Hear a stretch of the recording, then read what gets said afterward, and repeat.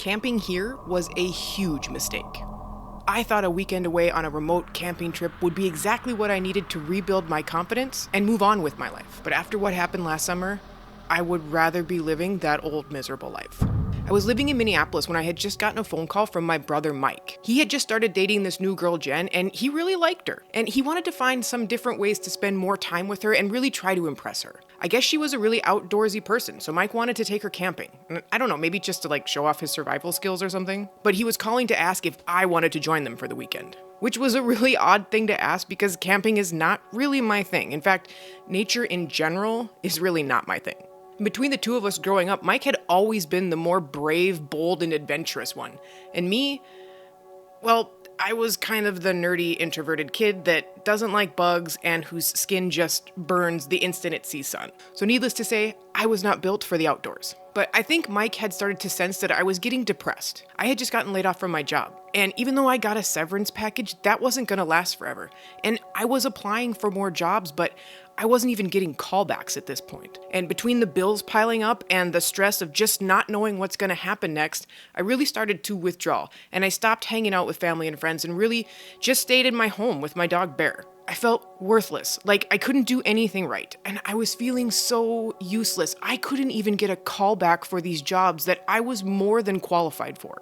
So I don't know, I guess I said yes to this whole weekend camping and nature thing to try something new, something that I didn't think I was good at. And maybe that would help get me out from under this depression and give me some confidence back. And with Mike and Jen there, I might actually learn a new skill. I mean, if there's a zombie apocalypse, I should probably know how to start a fire at least, right?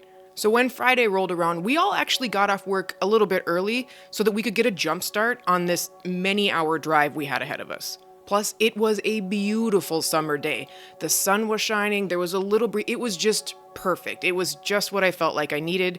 And the forecast said the whole weekend was going to be like this, so I was pretty pumped. So we all crammed into Mike's little Toyota Camry, which was stuffed to the brim with all of our camping gear and clothes and food, and of course, beer, because we're going camping. And I was probably going to need something to help me sleep and to help with my anxiety of being out in the woods. We were heading north up to this little state park that was about 3 hours away. I guess Mike had come across it while he was doing some research to try to find campsites for primitive camping, which FYI was something he left out of our original conversation. So I quick pull out my phone to Google what primitive camping was, and if we hadn't already been in the car, I would have said no. But it was too late now. We were heading out into the middle of nowhere of the woods of northern Minnesota. Mike was driving and Jen was riding shotgun, and I was in the back with Bear. And I had adopted Bear a few years ago when I came across his picture on the shelter website, and his cute little, I just couldn't say no. I fell in love with him instantly. And everyone always asks me what kind of dog he is, and I'm like, I don't know. He's a 30-pound mixed breed. He kind of looks like a beagle, so he's probably got some kind of beagle mix in him. And Bear is the best dog, but a lot like me, he wasn't built for the outdoors, at least not that I'm aware of. I mean, I had never taken him on anything more extreme than a walk through the city park. And to try to keep him safe, I put this little bell on his collar. I don't know, I guess my thought process is that if he takes off running into the woods, we'd be able to hear him. I don't know, in my mind it made sense. We were about an hour into this drive up to the state park, and Bear and I were in the back seat playing tug with an old ski cap that Mike had in the back seat of the Camry, when I heard him and Jen kind of having a heated conversation in the front seat. So naturally, I leaned in a little closer to get the tea, and from what I could gather, it sounds like Mike didn't actually reserve a camping spot at this park. And I didn't even know you had to reserve camping spots. But Mike said when he looked up the park on the DNR website, it said it had 10 primitive camping spots, but there was no way to actually reserve it on the site. And also, if you are dumb like me when it comes to outdoor stuff, primitive camping means there's nothing. It's just dirt. There's no electricity, there's no water, there's no toilets, nothing. Who does this? And Jen was getting kind of heated because she's like, I've reserved tons of camping sites on the DNR website. There's always a way to reserve them. You have to reserve them. It's one DNR website. It's all the same. And as Jen was getting a little bit more heated, Mike jumped in and told us, because at this point they figured out I was eavesdropping. He said that he actually called ahead to the park and nobody answered, but he did leave a voicemail saying that when we were going to be there and that we wanted to reserve spot number 10. It was far enough away from the ranger station, so if there were other campers, this spot probably wouldn't be the first one picked. And he did say that we would pay when we got there. He was also pretty excited about this spot because he said, my God, if it was this much of a pain in the ass to reserve a spot, there probably wasn't going to be a whole lot of other people there. But either way, we were hours into it at this point, and there wasn't really any turning back. It seemed like the longer that we were in the car, though, driving, the trees got denser and denser, and the canopy got so thick that it just got darker and darker the further we drove into this. And the road kept getting smaller and crappier, like at some point the state just stopped maintaining it altogether. Eventually, Mike pulled the car over to the side of the road to try to find where the turnoff was to get into the state park. And it was the perfect timing because I was just starting to feel so car sick from all the bouncing around from this unmaintained road. Now, at this point, there was no cell service out here, which Mike must have known. He had downloaded the directions prior to that day, so he was looking for where the turnoff was to enter the state park. And as Mike was looking at the maps, I just remember thinking, man, it is really dark. It's 3 p.m., but it is so dark here right now. And it was because of the trees and the canopy. Whatever sunlight was out was barely getting through that canopy. So it looked like it was way later in the day than it actually was. So Mike finally figured out where this little road was to get into the park. And you guys, when I tell you this is something straight out of a horror movie. It was this tiny little 2-rut road, and the road is being generous. I was sure the Toyota was gonna lose something from under it, as you could feel the bottom just scraping against dirt and rocks. And then when we finally got to the ranger station, I was like, you've got to be kidding me. This thing looks like it's been abandoned for 100 years and there's nobody here. And Mike, the ever supportive little brother that he was, reassured me that of course I was just being a little bitch, and it was Friday afternoon, so they were gone for the day. So we decided we were just gonna make our way on to spot number 10. If the rangers showed up, they showed up. We'd pay them then. Otherwise, we'll pay them tomorrow when they get here. So in order to even get to spot number 10, you have to pull the car over onto this little clearing and then unload all of your stuff. And then you have to walk on this tiny little claustrophobic trail for about 10 or 15 yards until you come out into the open area for the campsite. And this campsite was nothing like I had expected. I mean, I know that I'm not the most experienced camper, but I was really expecting something like you see in the movies. First off, I was expecting to see other campers at this campsite, and we didn't see any in any of the spots on the way to number 10. And I was expecting to have, that dramatic moment where you get out of the car, stand hands on hips, take a deep breath of the fresh air, and just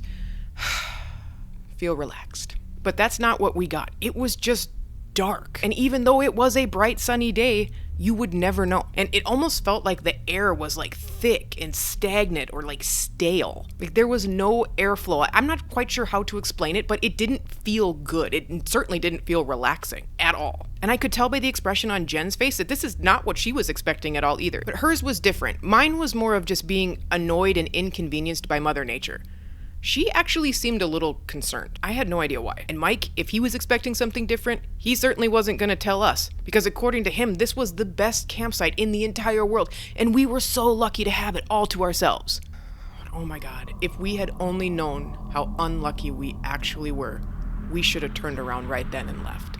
But Mike, he was bound and determined to make sure that we had a great time. So we unpacked the Camry, got the tent set up, and Jen actually taught me how to make a fire, which was pretty cool. And by this time it was around 7 p.m., and we were all sitting around the campfire. And that's when Jen finally spoke up about what was bothering her about the site. She just kind of looked around and said, "There's no noise." And I was like, well, yeah, isn't that the whole point? And then she just looks at me with this look of a mix of annoyance and pity, because I think she was really starting to understand how much I did not belong here. And she said, "No, you don't understand. We are in the middle of the woods on a beautiful summer evening, and there is no noise, no wind, no branches swaying, no leaves rustling, no critters running around, and no birds." And then Mike spoke up with this tone that I hadn't heard before. It was kind of a concern, but not concern. It's just weird. But he had said too, yeah, when we were driving in, I was watching both sides of the road to make sure nothing ran out in front of us, and I didn't see anything. He says I didn't see any animals. And I guess I didn't really understand why that was a big deal at that point. And I was just about to ask, but before I could even get the words out of my mouth, Bear just pops up, starts barking, and bolts into the woods. It happened so fast, I didn't even know what to do. I just got up and started running. That's when Mike just grabbed my arm and goes, "Nope." He said, "These woods are so dense and so thick, you can't go running into them by yourself. You'll get turned around and lost. And it would be so hard to find you." But I didn't want to wait for Mike. I wanted to go find Bear before he gets eaten by an actual bear. But Mike said no, and he really quick got in his bag. He grabbed a roll of reflective tape and a compass. And then the three of us started walking into the woods, single file. So Mike in the front, me in the middle, and Jen in the back. And about every third or fourth tree, Mike was marking it with this reflective tape and then looking at the compass. And don't ask me what he was doing. I have no idea what he was doing. And we were walking for about 30 minutes in this dark-ass forest, in this single file line. and we were calling to Bear. And then finally we could hear him barking. We could hear his little bell ringing. Who would have known? It actually worked. We couldn't see him, but we could hear the direction that it was coming from. And it didn't take us long to find him. He actually wasn't that far away. We just could not see him through these trees. As we were walking towards him, towards the sound of the barking, we kind of just popped out of these dense trees into this small little clearing. I don't know units of measurement. It was like the size of my front yard. I live in the middle of the city. It was not big. And I saw a bear right away. He was standing in the middle of this clearing, barking at something that looked like a tree stump, something sticking out of the ground. And I'm calling for him, like whistling, "Bear, come on, come here, come over." And he's not even hearing me. He is laser focused on whatever this thing was that he found so interesting. So I start walking over towards him, and as I get closer, I can see it's not a tree stump that he's barking at. It's like a headstone for a grave. And it looked like it had been out here for a long time. It was covered in like dirt and moss and like nature-ish things, I guess. And I tried to look closer at it to see if I could find some kind of name or a date or something on it to identify who this was. But as I looked close, there was no carvings on it. And at least if there was at one point, there wasn't anymore. So I was kind of brushing the surface of it to see if I could find something. And as I brushed a piece of moss away, this black beetle comes crawling out, and nope, I'm done. I don't want to see this anymore. So I grabbed Bear's collar, I slapped the leash on him, and I'm like, all right, buddy, let's get out of here. But at that moment, I got this really strange feeling that came over me, and I don't really know. It was this mix of like anxiety and nervousness. But I just shook it off, and I looked around for Mike and Jen, and I could see they were on the other side of this clearing, looking at more headstones. And kind of as I looked, like, it's a cemetery. There's headstones everywhere. We stumbled into a super old cemetery. It was kind of cool. And these headstones were just beautiful. Some of them had these beautifully intricate designs just carved into the stone. But none of them had names, or at least not anything that you could still see. I mean, it probably wore off over time. And some of them even had these like little stone flowers that had been carved and just kind of placed on the ground in front of the headstone in the grass. And I had never seen anything like this before, so I grabbed my phone and I started taking pictures. This was really cool. And I guess I was hoping to kind of try to find something on the internet when I Googled it, just to give me a little bit more history of this place. Like, where did it come from? Who are they? And we didn't stay long. We only stayed about 20 minutes or so. But as we were getting ready to leave, Mike makes a really weird comment that just changes the vibe from cool and fun to somewhat creepy. There was no way to get into this cemetery. He pointed out there's no trails. There's no road. There's no way to get to this cemetery. The only reason we got there was because we stumbled through the woods. But why would there be a cemetery here in the middle of the forest, in the middle of nowhere, with no way to get to it? And it's in a state park. I don't know, it's just, the whole thing seemed really weird. And really with that realization, we were all funned out and it was time to go back. It was already getting late. It was after 8 and we did not want to be stuck out here at night. It was already dark. I can't imagine how dark this place is at night. And we got back in our single file line with me in the middle, and as we were leaving, that anxious, nervous feeling really started to kind of turn into almost paranoia. Like I felt like we were being watched, like we had done something wrong. So we managed to successfully navigate our way back to spot number 10. And by this time it was really, really dark. And we were just sitting around the campfire, kind of trying to like just decompress from the evening. The three of us just kind of sat there in silence for a while, just listening to the crackling of the fire and just almost mesmerized, just staring into it. And that's when Jen kind of spoke up again and said, you know, I still didn't see any animals. Even when we were walking in the middle of the woods, I still didn't even see a trace of an animal. And I kind of piped up, well, there had to be something. I mean, Bear literally chased something out into the woods. If it wasn't an animal, then what was it? And as soon as the words left my mouth, I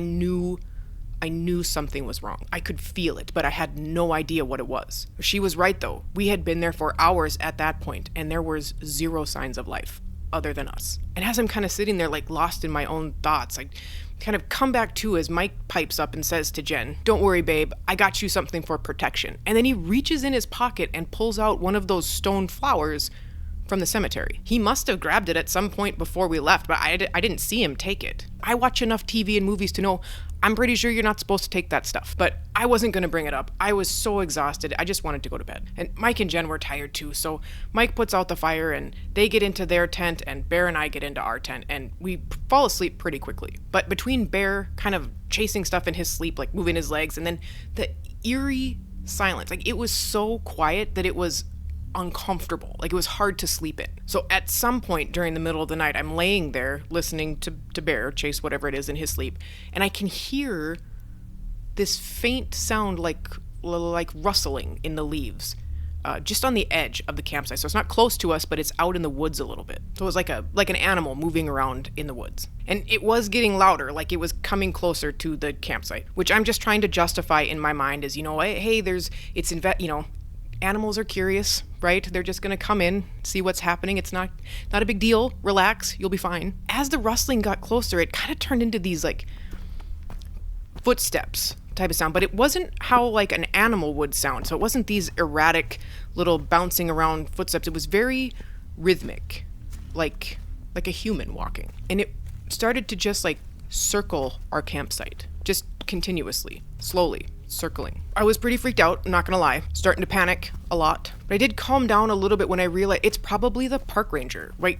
Like he's probably wondering, who the hell is this? They didn't have a reservation. These just some random people here in spot number 10. And he's probably looking around to make sure we're not dangerous or doing something stupid. But this went on for like a agonizingly long time, like, and without this person saying anything. If this was the ranger, why wouldn't they have said something at this point? And whoever it was caught the attention of Bear, because Bear pops up and starts growling. And I'm kind of reaching down, trying to frantically get him to be quiet. Bear, stop.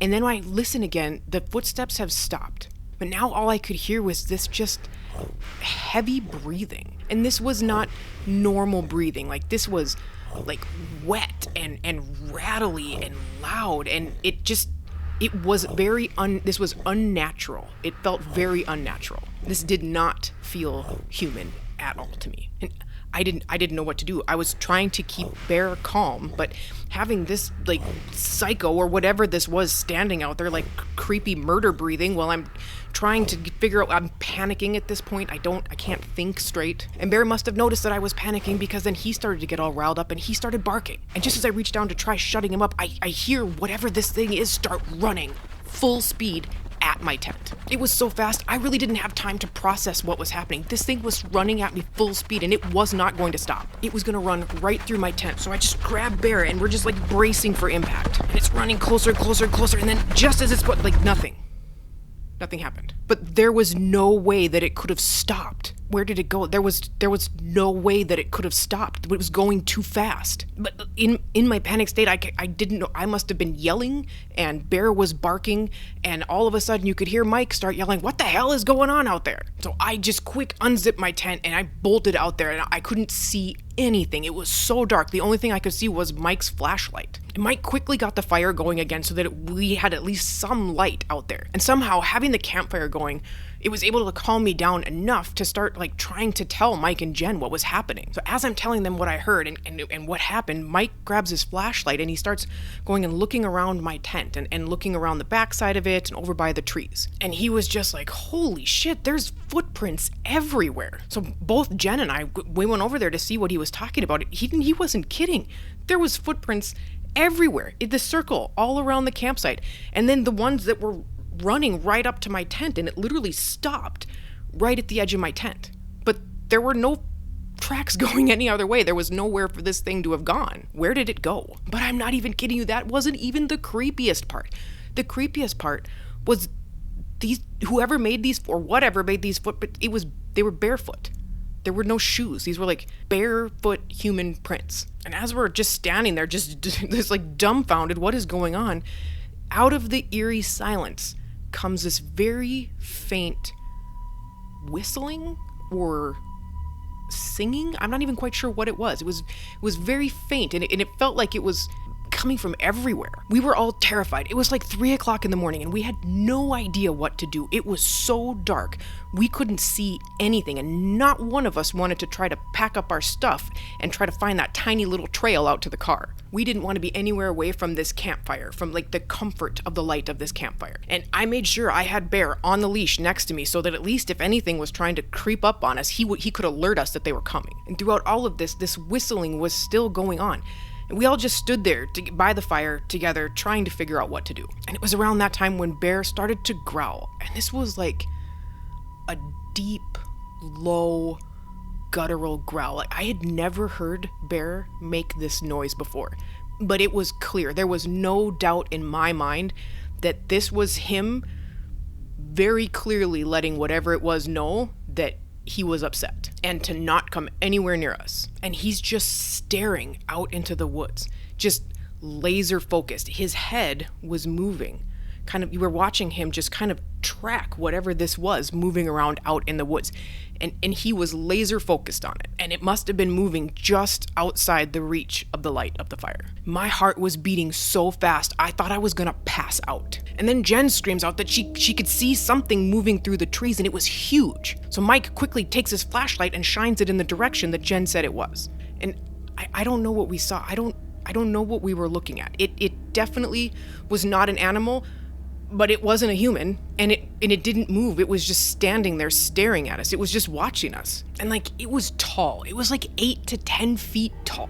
And it was human shaped, but it wasn't human. And it's arms and fingers were abnormally and grotesquely long. And it was so thin that you could see the bones protruding through its skin, like it was wasting away. And it looked like it had a human face, but it wasn't proportioned right. The lower jaw was sticking out past its face, and its eyes were jet black, and they stood out in contrast to this grayish pale skin. I couldn't believe what I was seeing. There's no way this could be real. There's no way this could really be happening. And this whole time, from the minute we stepped foot out of that car until now, the woods have been eerie silent. But at that moment, it was like the whole forest woke up, and there was just noise coming from everywhere. There was branches snapping on one side of us, and this thing was running through the woods on the other side of us, and the whistling and what now is sounding like voices, like conversations happening all around us all at one time. I felt so overwhelmed. I was panicked. I couldn't breathe. I couldn't remember how to breathe. And then, just like that, silence. It stopped. It went silent again. And the only thing that any one of us could say was Mike started, he was able to stutter, "What the hell is going on?" But other than that, no one said anything. We didn't know what to say. We didn't know what to do. We just stood there huddled together by the fire for what seemed like hours, just waiting. I don't know what we were waiting for. We were just waiting for, was this thing gonna come back? Was there more that was gonna happen? Was something else crazy gonna happen? We were just waiting in silence. And then finally we heard another noise coming from the trees, coming from out in the woods, and it was so faint at first, and then it just kept getting louder and louder, and it was a bell. But it wasn't any bell, it was Bear's bell, the bell from his collar. And the panic just came flooding back in, but it wasn't panic for my own safety, it was panic for Bear. That f***ing thing had my dog, and I was just about ready to take off into the woods running after it. I didn't care about anything else. I needed to get out there and save Bear. But as I started forward, I felt the leash. I felt the leash in my hand. I still had it. Bear was still here. He was still attached to the leash. I had a death grip on this thing for so long, I guess I didn't even feel it in my hand still. Oh my God, I was so relieved. He was here. He wasn't in any danger. Bear was right here. But I heard it. I heard the bell, and I heard him yelp out in the forest. I know my dog's voice. That was Bear. That was him. Was this thing trying to lure me out into the woods? Was it trying to get me to run out there by myself to save my dog? Because that's what would have happened. I wouldn't have waited for anybody else. I was ready to take off and save Bear. I almost took off and ran right into the dense trees, into the backyard of whatever this thing was that was stalking us. After that, we all agreed we are staying right here, planted, huddled together by this fire until it gets light enough that we can see something and get the hell out of here. And the next couple hours waiting for the sun to come up it was exhausting. After all of that chaos, everything went back to this eerie silence, which didn't make it any better. We were constantly looking, we were constantly scanning the tree line to see if we could see anything, constantly wondering if this thing was gonna show itself again. We couldn't see it, but we could all feel it. We could all feel it out there watching us from just outside the tree line. And finally, around 6 a.m., it started to get light again. The sun started to come up, and whatever little bits of it that could peek through that canopy started to come through. And then we heard the sounds of this truck slowly coming up this 2-rut road, making its way up the path to our site. It had to be the ranger. He must have been back on duty for the day, finally. When we eventually saw the headlights, all three of us just started yelling, just screaming for help. Help us. Oh my God, we're saved. After we told the ranger what had happened, He wasn't as dismissive as I thought he was going to be, but he definitely did not believe us. Or at least that's what I gathered, because he really wasn't saying a whole lot. He was just kind of like staring at us, which I don't really blame him. I'm sure this sounds really ridiculous, but like, why would we make this up? Why would we make this story up? But what was interesting though is when we got to the part of the story where we were telling the ranger about finding the cemetery, that's when he really perked up.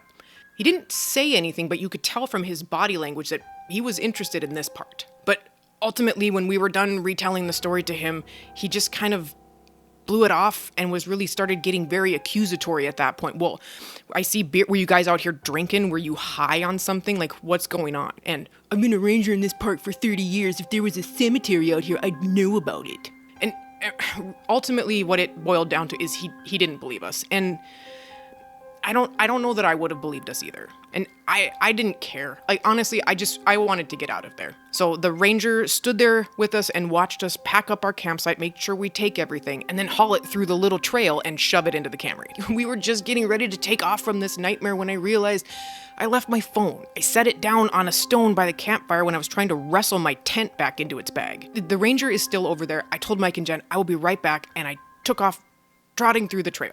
And just about when I was at the end of this trail, so the part that opens up into the camping area, I look over and I can see the ranger standing at the far end of the campsite with like his flashlight up, because kind of like scanning the tree line. He was looking for something, and it wasn't until I walked into the campsite that the ranger put his flashlight down and whipped around and stared at me. And I could see in his one hand was the flashlight, but in the other hand, he had his gun drawn. And he just kind of starts slowly walking over to me, just staring at me, not breaking his gaze at all. So I quickly reached down and grabbed my phone. I'm like, hey man, I left my phone. But this guy, he didn't stop. He walked until he got right up in my face. And I have no idea what possessed me to say it. But before I could stop myself, I asked him, did you see it? And he looks me dead in the eyes and he says in the most terrifyingly calm, steady, and authoritative voice, do not come back here again. It will be waiting for you.